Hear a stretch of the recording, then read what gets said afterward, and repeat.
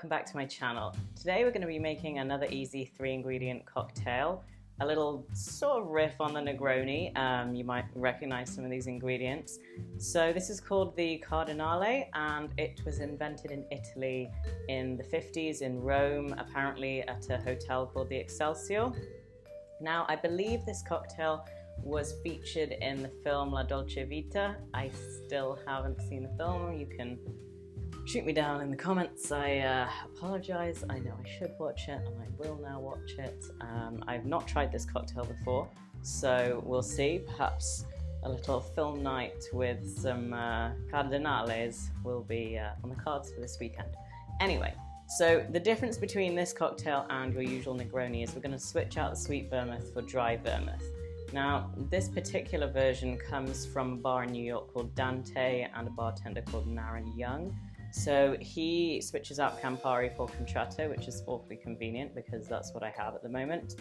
And he tinkers with the proportions slightly. I think normally it's all equal parts, but this is going to be 1 ounce of gin, 3/4 of an ounce of contratto, and 3/4 of an ounce of dry vermouth.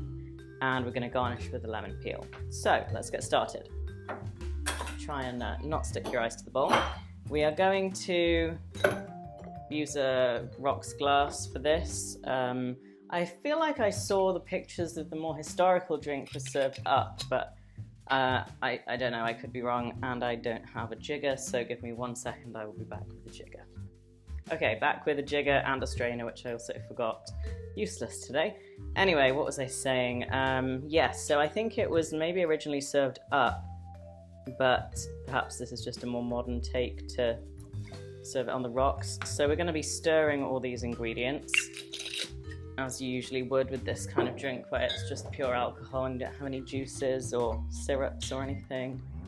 So they described contratto as being spicier than Campari in the recipe for this. Maybe. In general, I find it less, less kind of in your face than Campari. It seems a little more muted. If you're making a regular Negroni with the contratto, I have to kind of tinker with the proportions a little bit to get it to taste how I want it to taste. So that's why it's nice that this recipe was actually designed specifically for contratto, so hopefully things will be perfectly balanced. So we're going to stir this for about 30 seconds, really. As long as you can be bothered. You want the outside of the glass to get cold. So we'll just keep going with this. Okay, I think that will do.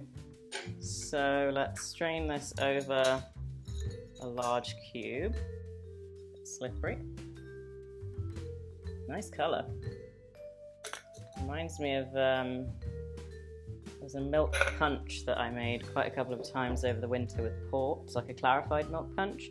Came up very similar colours to that. So we're going to garnish with, I think actually he, at the bar in New York, garnishes with a dehydrated lemon peel and just uses this lemon peel to express the oils, but I don't have a dehydrated lemon peel, so I'm just going to use this for garnish as well. So let's wipe it around the edge. Tuck it down the side. Looks pretty good to me. Very lemony, obviously, because I've just spritzed that all over it. So let's give it a taste. Cheers.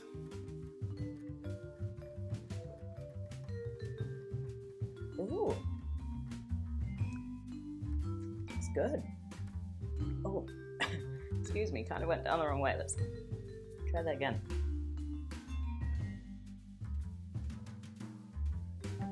Wow. I did think that maybe it would kind of suck with dry vermouth, but no, it works really well. It's really well balanced. The contratto comes through in a much more delicate way than a red bitter usually would. Now I know that this is not super dry vermouth. The stuff I have at the moment, it's made from Riesling grapes, but that's kind of funny because originally the Cardinale, the first recipe that was ever made, was also made with Riesling from Mosel, I think it specifically said, rather than with dry vermouth. So kind of a little nod to the history there, I suppose. The name comes from, well, people say two things. Either it was a Cardinale who came in and ordered the cocktail. Apparently he told the bartender what to make. You know, he must have just had this idea in his head.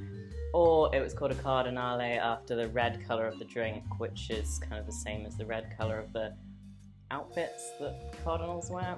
I don't know.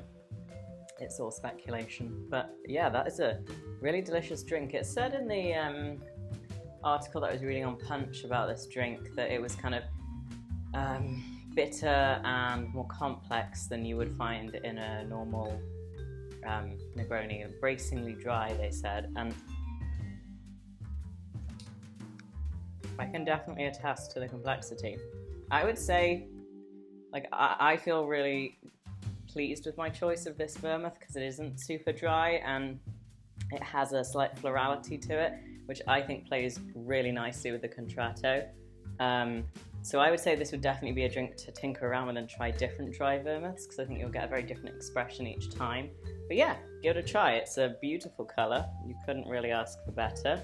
And very easy to make, and pretty much the same ingredients as you have already in your bar for many other cocktails. So cheers to the Cardinale. I'll be watching La Dolce Vita, and I will see you next time. Please hit the subscribe and like buttons below if you want to see more of these videos.